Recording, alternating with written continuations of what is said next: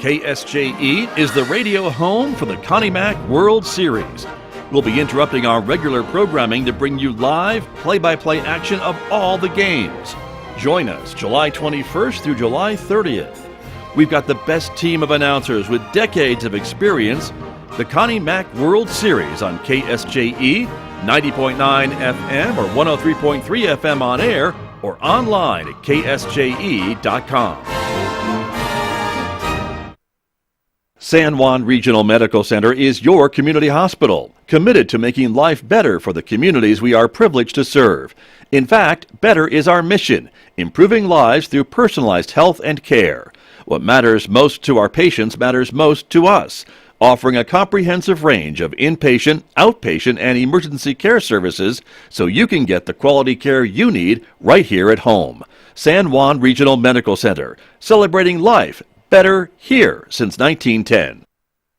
KSJE is proud to support the Summer Terrace Concert Series, Saturdays at the Farmington Museum.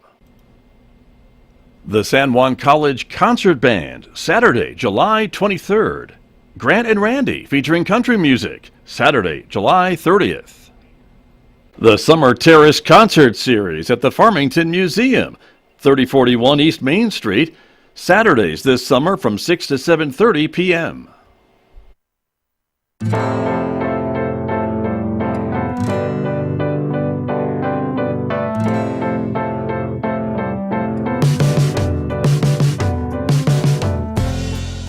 Good morning, everybody. I'm Scott Michlin, and Megan Cullop is off this week, but welcome to Solutions from the Street. It is our biweekly program when we deal with solutions to local problems that don't involve a lot of government intervention and things along that line. We're glad that you're with us. We're going to start the program in just a moment, but we have some other business to take care of because KSJE is, of course, the official station of the Connie Mack World Series. And so before we get into our Solutions from the Street program, we want to do what we've been doing all week, which is getting an update from last night's Connie Mack action from Coach Kirk Carpenter, who is, of course, one of the members of our broadcast team, who's been covering the games all week. So without any further ado, to get us wrapped up on what happened in the park yesterday and what to get ready for today, which could include the championship game later on tonight. We'll see how that works out.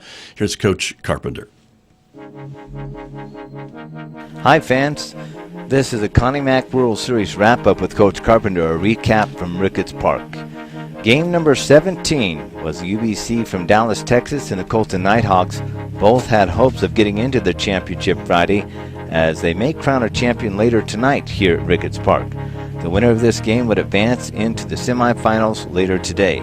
The Nighthawks struck first with 1 run in the first. UBC answered with 3 in the bottom of the first, only to see the Nighthawks score 6 in the top of the second with a grand slam that provided 4 of those runs.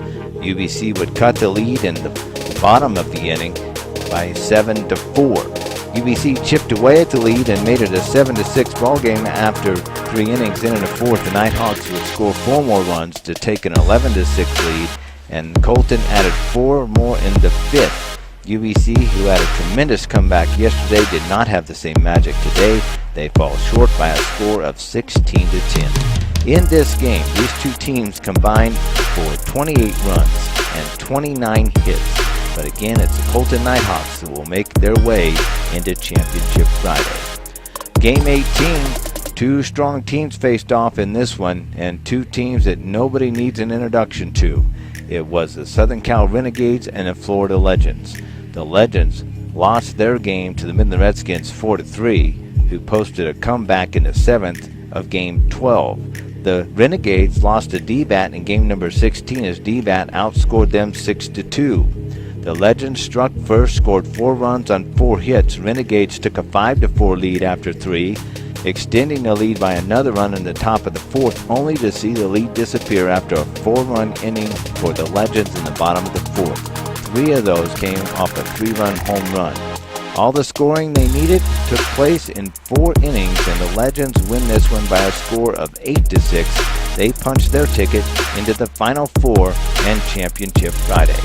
Game 19 was a battle of giants. It was the Midland Redskins and DBAT in a battle of the undefeated. Midland scored first with 1 run in the bottom of the first inning and added 3 more in the bottom of the 3rd. D-back cut that lead in the top of the sixth with a mammoth home run over the left field fence, made it a 4-2 ball game. But it was great pitching that did D-back in as Midland wins this one by a score of 4-2. So Midland will go into Championship Friday as the only undefeated team. Games and matchups are set for Friday. There'll be 3 games. At 11:45, it'll be the Florida Legends and D-back. At 3 o'clock, Midland will take on the Colton Nighthawks, and the championship game is set for 6:30. Now, the biggest issue to remember about the championship game is if Midland does get beat, there will absolutely be an if game, but they'll still have to play that game at 6:30 tomorrow night, and there will be an if game Saturday. So there's a lot of things that can still happen here today at Ricketts Park, but we could crown a champion of the Connie Mack World Series, so we invite you to tune in to each and every pitch here on KSJE. This has been a Connie Mack World Series wrap-up with Coach Carpenter, a recap from Ricketts Park. Thank you, Coach. And, of course, we will have all the games right here, live coverage on KSJE, beginning, of course, around noon today with the first game that is scheduled to play at 11:45, 3 p.m., and again at 6:30 p.m. Could be the final 3 games of the Connie Mack World Series, depending on who wins, of course. But if there is the if game, that will be played tomorrow. And I know a lot of folks are excited, as they should be, about the network coverage from CBS of either tonight's 6:30 game or tomorrow's game. And so if you want to get to the stands and be in the background of some of the TV coverage, that would be your opportunity. All right, let's turn to our focus this morning, though, our solution from the street. And it is a solution that we have talked about before, but we're getting an update to this solution. So we have a returning guest in the studio with us this morning. Marilyn Montoya is back from the Tibbetts All Abilities Park Foundation. Good morning. Welcome back to KSJE. Good morning, Scott. It's so good to be back. Good to have you back. Share all of our upcoming news. Exactly. There's big news to share, too, There which is very exciting. Also, you brought with you another guest, too, Jessica Lazenby, who is here, and she is the treasurer of the Tibbetts All Abilities Park Foundation. Good morning. Good morning, Scott. Welcome back to you. You've been here before in a different capacity, so good to have you back as well. Thank you for being here. You bet. And so let's start with an update a little bit about the All Abilities Park for folks maybe who have not been thinking about what or haven't heard about this before. Let's give a brief kind of background as what we're talking about, Marilyn, because this would be on the site of the old Tibbetts Middle School, way going back old Farmington High School. Exactly. But that's what we're talking about, that area of Farmington, and trying to get some new life and some new opportunities there. Right. Well, just a kind of a brief overview to start with. Farmington has 58 parks. There is not one park that is wheelchair accessible for someone in a wheelchair to get to the play area. So when you look at that, you see a need. We have close to 4,000 kids within the county, but we did include Dulce and the kids from Durango that are identified as special needs children. Mm-hmm. And when you add in then the 18% of the adult population that have registered disabilities, that's a pretty significant number. So this park, it has been 4 years in the process, but oh wow, it's just going to be wonderful. We are going to take up the full 8 acres of the old Tibbetts property. Mm-hmm. Yep, there is the. I think that's the most current design suggestion from our architect, MRWM, out of Albuquerque. For our radio listeners, we're showing this on the screen for our video listeners this morning. Yes. So I'm so sorry. No, that's okay. But yes, but that's the latest kind of design. But it's really kind of a fluid conversation at the moment because you're asking the public for ideas and what to include, and we'll talk about that too this morning. Right. But this is kind of how it would work out with the site that you have, which is that site of Tibbetts, old Tibbetts School, and the track and that area of town. And I wish your listeners could see, because this is going to make such an impact, not just to that neighborhood, but to our city, to our county, and to our whole little circle of the four corners up here. Another draw, I think, for folks. You mentioned you yeah. included folks from Durango and Dulce, and we know that they come into town to shop, Correct. people from those communities. And this would be another maybe thing they can do while they're here is to stop and have the kids enjoy some time at the park and maybe do some shopping and before they head home. Well, and it won't just be kids. This park I will have to tell you, I lots of kudos to the city of Farmington and to Shauna Reeves. We have worked with her, and the city has just been awesome in working with us in bringing this architect. He is so attuned to the needs of what we were talking about. And when I first started this project, what I had in mind was kind of what I describe a playground on steroids. Mm-hmm. This man went outside that box and has created a park that has all inclusive aspects, but that anybody and everybody can enjoy, whether you have a disability or not. But every aspect of it is wheelchair accessible, with the exception of the climbing wall. Okay. And he just couldn't figure out a way to get a wheelchair up that climbing wall. I bet if he could, he would. That's I think for he's sure. still looking at ideas. Right. There you go. Well, that's wonderful. And it's really exciting to see this kind of moving forward. Quick. It seems like it's moving pretty fast, which is my exciting.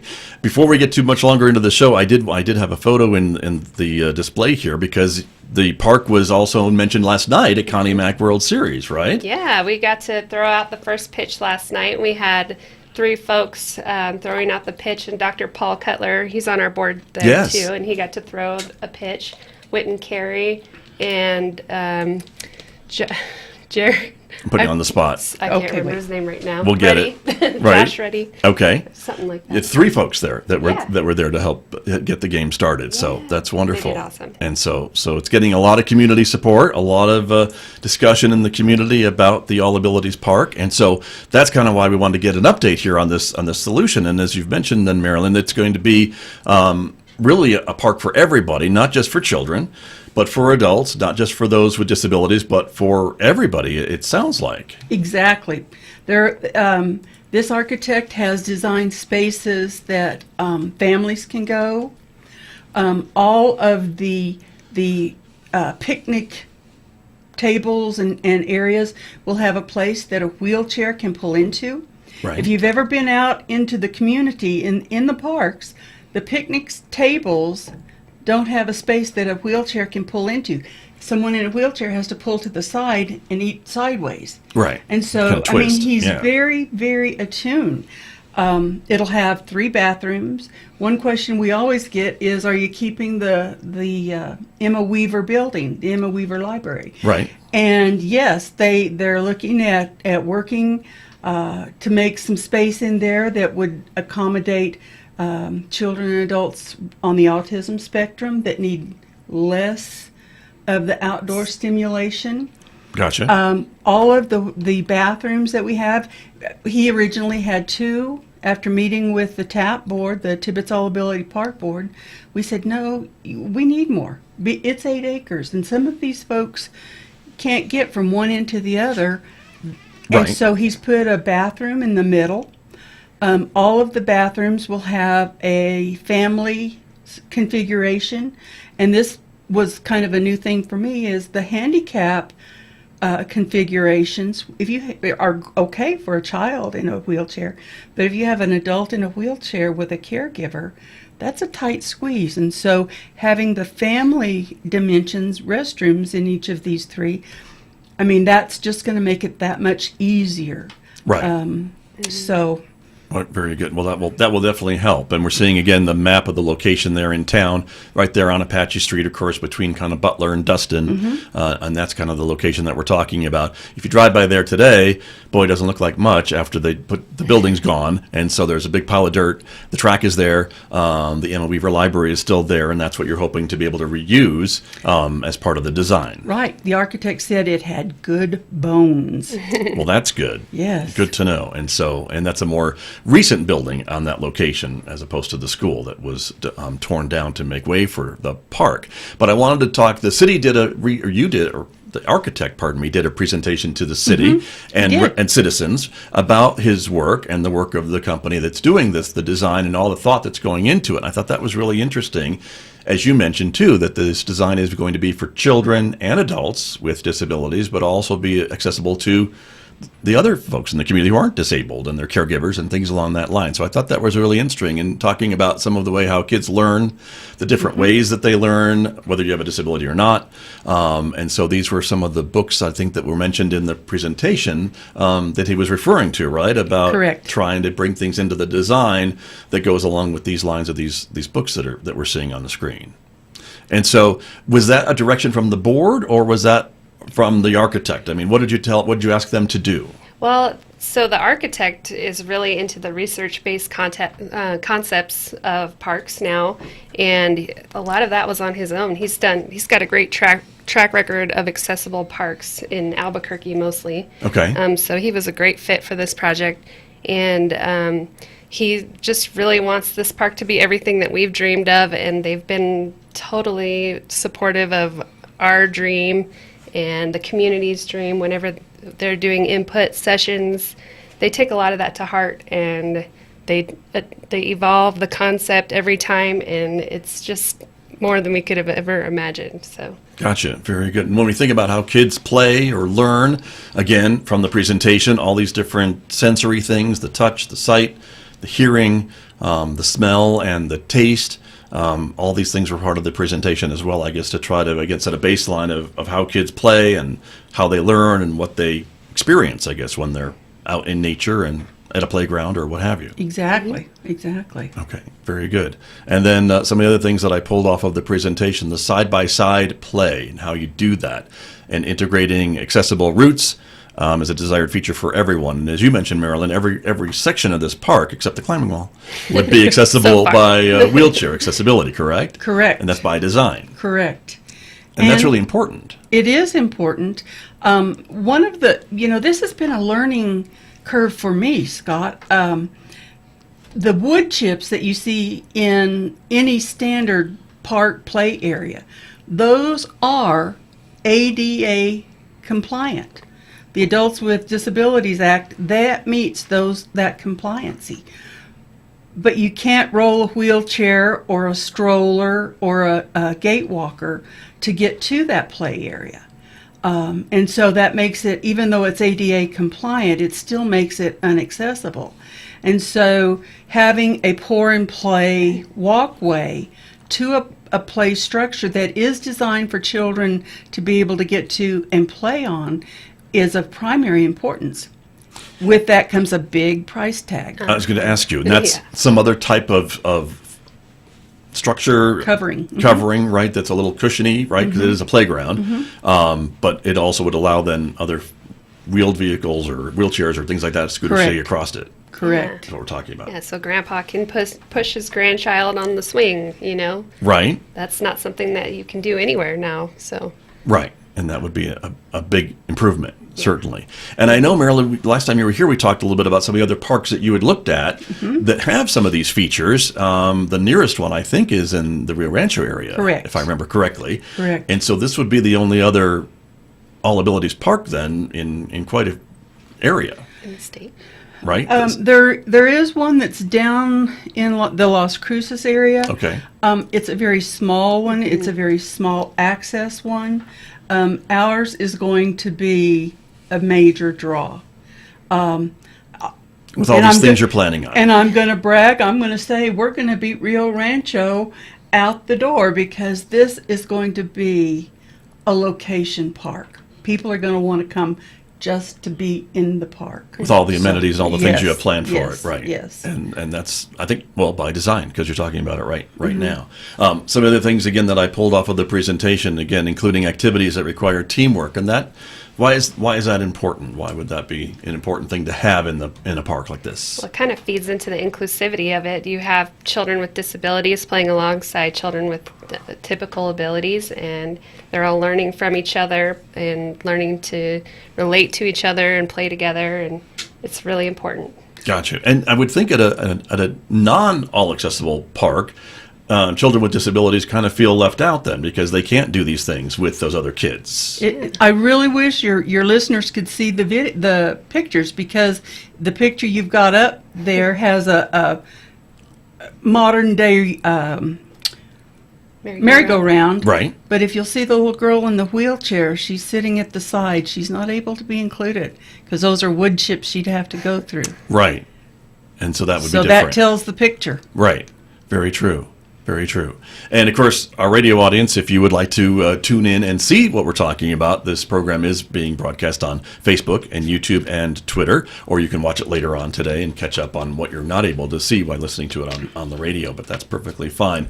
Interaction as well, same thing, right? Same, the yeah. whole idea Same to get the non-disabled children with the children with disabilities to be able to interact together and play together. Yeah, And exactly. And that's an important thing as well. Jessica, you have a background with this type of thing too, as well, right? Yeah. From a previous job, I think, right? Yeah, Just remind us a little bit about that. Yeah, I used to work for Presbyterian Medical Services, Roundtree Children's Developmental Services, working with children birth to 3 with developmental delays or risk for delays. So I'm really passionate about this. We've been working on this concept, since for 5 years as a TAP board, and even before that, when I was with Roundtree, we had worked with the city. There's a Roundtree Operation Playground. It's a tiny little inclusive park right next to the Aquatic Center. That I remember. Yeah. I remember going, I think it was ribbon cutting maybe. Yeah. Because I was a board member and still am. Yeah, it was Leadership San Juan project. Okay. It had some more phases, and it never got to be expanded, but there are a couple inclusive elements there.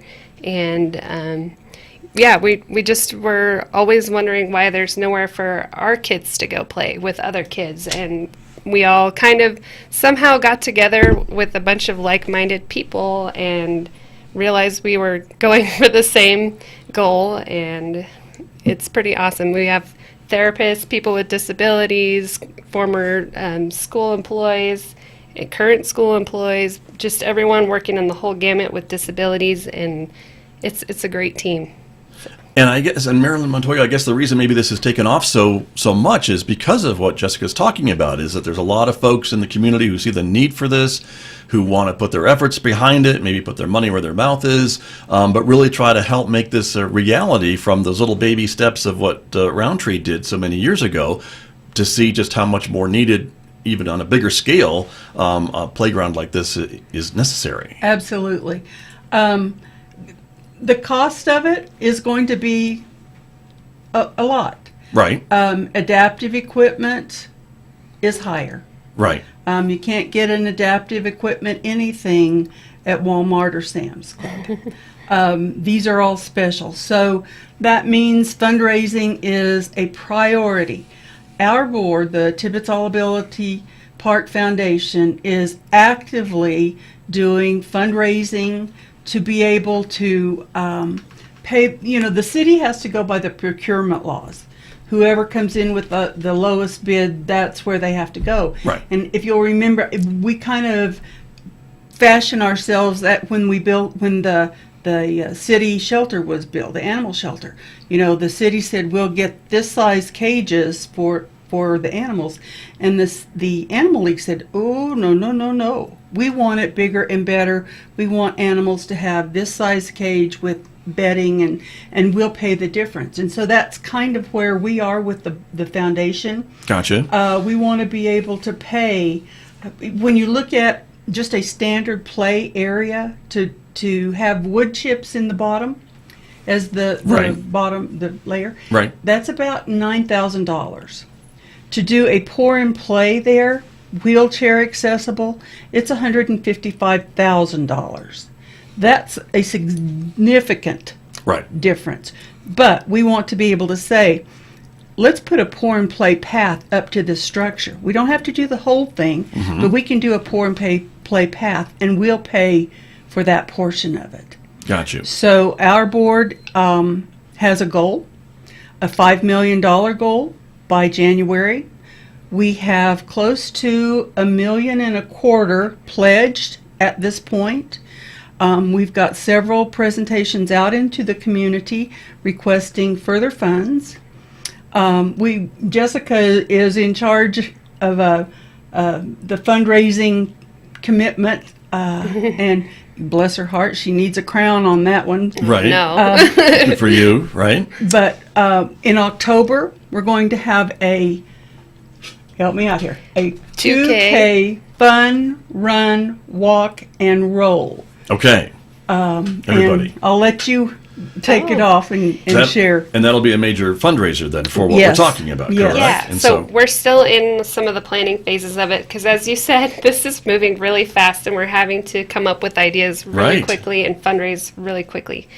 So we are working with a wonderful team of people on this 2K. We're hoping it will be at the Tibbetts All Ability Park site on October 15th. We're thinking like 9 to 2-ish.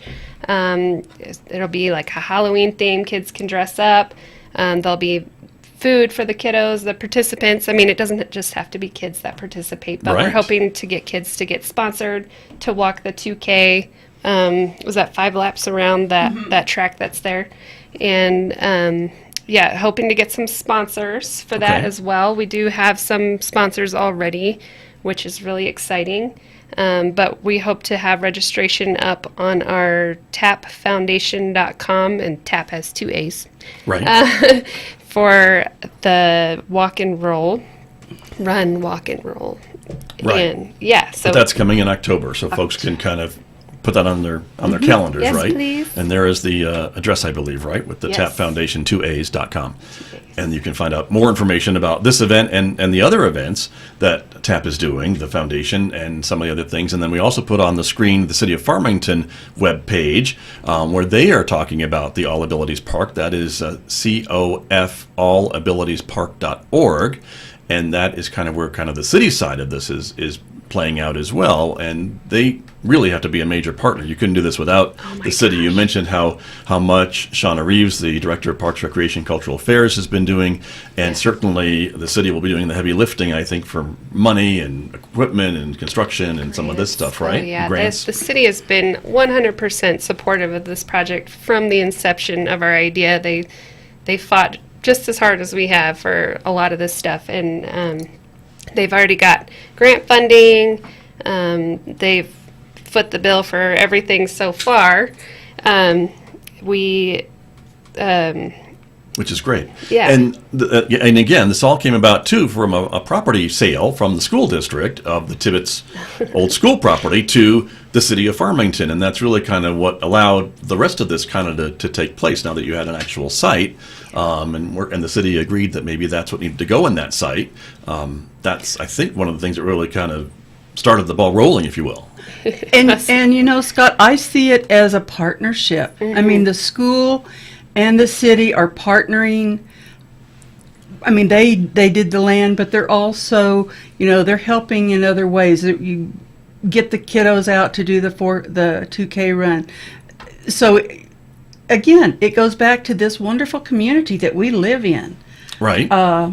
Everybody putting their little pieces in.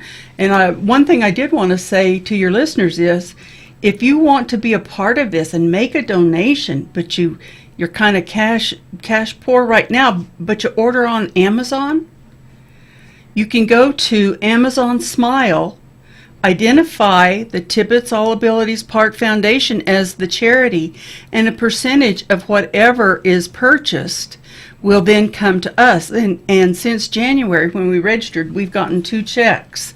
So, it's a very easy and painless way to be a part of this park. Right. And that program, if I understand it correctly, it doesn't add anything more to the bill that you're paying to Amazon. It is their foundation then that directs their monies, as their shoppers would ask them to do, to be able to say, I want to send a portion of my purchase price to this charity. Correct. And so that's how you get those checks. It's not anything more from the customer. Nope. And that's how it works. So good to know. A couple more pictures I wanted to share as we wrap up our program today. Just a few minutes remaining this morning, but here are some other photos that came out of the presentation that your architect made to the city council. That was just was it earlier this month or in June? It was like the July 16th, right? July the 12th. 12th? 12th, I think. Okay. July the 12th. A few weeks ago. Just a few weeks ago. Yeah. And so here are some of the other photos about large play and structures and things that we're talking about that are accessible, right, and ideas that could be part of the park. And this is all kind of, as I mentioned, an evolving conversation, right? Nothing's really been set in stone. I would say we are probably about 40% acceptant of his designs. Okay. That means there's still some room to change and do, make some modifications. But I think we are agreed that it's about 40% at what he has recommended. And I would strongly encourage you to visit the COF All Abilities website. They have a survey up there where people who will be utilizing this park can give their feedback on what's important to them and what they'd like to see in the park, and that's part of what's making this concept evolved. So I strongly encourage you to do that. Very good. And I think there's two surveys, right? One is for adults and one are for maybe younger people. So that's important. And you can find that there at the COFAllabilitiespark.org website. And then, of course, the TAAPfoundation.com website is for the All Abilities Park Foundation, where you're putting together all the details about the event in October and the progress and how everything else is going. And if folks, I guess, just want to send you a check, they could find an address at that website, too, to do that? They Yes, could. Or send it to 804 East Navajo, Farmington, 87401. Right. Okay. Almost gave you my home address. There you go. No. Very good. And that will help as well, right? And you are a nonprofit We are. organization, right? So if folks are concerned about that for tax purposes, that would be helpful to know. And they will get a letter for their taxes. Gotcha. Very, very good. So what's next, I guess, as we wrap up our conversation this morning? Marilyn, you're just going to start raising money, obviously, and showing the city that there's a lot of support in the community, dollars and cents, as well as effort for this project? Correct. We're thinking about construction, that there are built-in delays, sort of. Our understanding at this point is that going forward, they will come back in probably August, maybe September, to give us a new, based on the input that they've gotten, a new updated design. We are hoping that by September we are at the 90% approval rate, which, if fingers and toes crossed, if that's approved, then they'll be closer to going to bid. Once they go to bid, we're hoping that closes around the first of the year, and that they can start construction early part of next year. Wow. If everything rolled away it should, we would hope February-ish to break ground. Okay. If they have to phase it, then the time for construction is going to be a little longer. Our hope is that we don't phase it, that it's all one process, because once you get one phase, the impetus and the excitement for phase two kind of drops off. So we want to get the whole park done in one phase, and about 16 to 18 months later, we'll have a red ribbon cutting and opening up. It'll be ready to Can you go. believe it? How Yes. exciting is that, right? And so you mentioned $5 million was your goal for this fundraising effort, right? And that's a portion of the cost, but the city is working with grants and other things to make up the other part. What's our total number that we're looking at? Do we know? 13 million is the estimated cost with inflation in Right. mind. Yeah. Right, we have that to worry about too, as much. So, as you mentioned, all these things, all these elements in the park cost a bit more than what we would expect for a non-accessible park, just because of the additional materials and things that have to be in design that need to be put into this. And so that would be the reason. But it's a big park. I mean, this would be one of the city's bigger parks once it's completed, right? Correct. And so that's another part of this as well. So it's very exciting. Congratulations to both of you and to the Tibbetts All Abilities Park Foundation. Again, it is the Tibbetts All Abilities Park, and the two websites there, the TAAPfoundation.com and the COFAllabilitiespark.org. Thank you both for coming in for the update on this exciting project for the community and the surrounding area, too. As you mentioned, it really goes beyond the city limits of Farmington. It does. It Thank you does. for having Thank us. you for having us. You're very welcome, and good luck with everything. We'll have you back, I'm sure. I hope so. Yes. I haven't lost your number yet, Marilyn. You know I know how to reach you. So. Yes, you can. I can run, but you can't hide. That's true. That's very true. Thank you, Scott. You're welcome. Thank you you both very much. Before we go, everyone, just a reminder, our Solutions from the Street every other Friday here on KSJE. If you have an idea for a solution that you would like us to highlight on the program, please send us an email at ksje@sanjuancollege.edu and let us know what your idea is. We'd love to hear from you, or just some hellos from the community. You can always drop us an email and let us know about your idea, or just to say hi. And of course, next week we're back to That's Interesting. Megan will be back. We'll be talking about all things interesting, and we will open up the phone lines. That's when you get to call in and tell us what's interesting in your world. It could be the All Abilities Park or some other things that are going on in the community. So we will open up the phone lines next Friday from 8 to 9 a.m. right here on KSJE. Have a great and safe weekend, everyone. Back with you Monday on KSJE Farmington.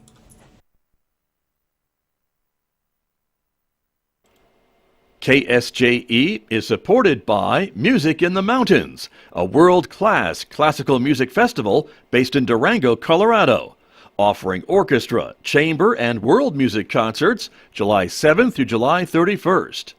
This year, the concerts come to you with free mobile stage performances in the region, plus other unique venues throughout the area. Find out more at musicinthemountains.com. Keep an eye on the Animas River as the Pirates of Penzance land in Farmington this July. Gilbert and Sullivan's Comic Opera opens July 7th in Lyons Wilderness Amphitheater, with performances Thursday through Sunday through July 31st. The show features pirates, policemen, and absurd adventures. There's more Jolt-worthy entertainment coming in August when Annie takes the stage at the Farmington Civic Center. Find out more at visitfarmingtonnm.org and jolt your summer. KSJE and San Juan College present the Student Success Coaching Tip of the Week. Hello again, this is Emin Chi from the Student Achievement Center bringing you coaching tips over the radio for week 8. Finals. Don't let finals week become a nightmare of stress and anxiety. Get prepared and conquer your finals with these final tips. For 1, start early. 2, create a study schedule and stick to it. 3, prioritize your study time. Some exams may be harder than others. Number 4, attend a review session. Number 5, ask questions about the exam and study for the style of the exam. Create a study guide. Number 6, create a study guide or make flashcards. Number 7, take breaks and stay well rested. Number 8, quiz yourself, or better, have someone quiz you. Number 9, visit the tutoring center for additional support. The Student Success Coaching Tip of the Week, presented by KSJE and the Student Achievement Center at San Juan College. Yad Journey with Native Art Voices of the Four Corners and me, Vinaya Yazi, where we will trek into the Native artist dialogue and narrative. Together, we will take a glimpse into the art process and the lives of the Navajo, Apache, Ute, and Pueblo artists living within Arizona, Utah, Colorado, and New Mexico. Tune in every third Thursday of the month at 9:30 a.m. or find podcast episodes. Native Art Voices of the Four Corners, great artist stories are the journey of art in the Four Corners. Sure, the 90-second naturalist is all about animals.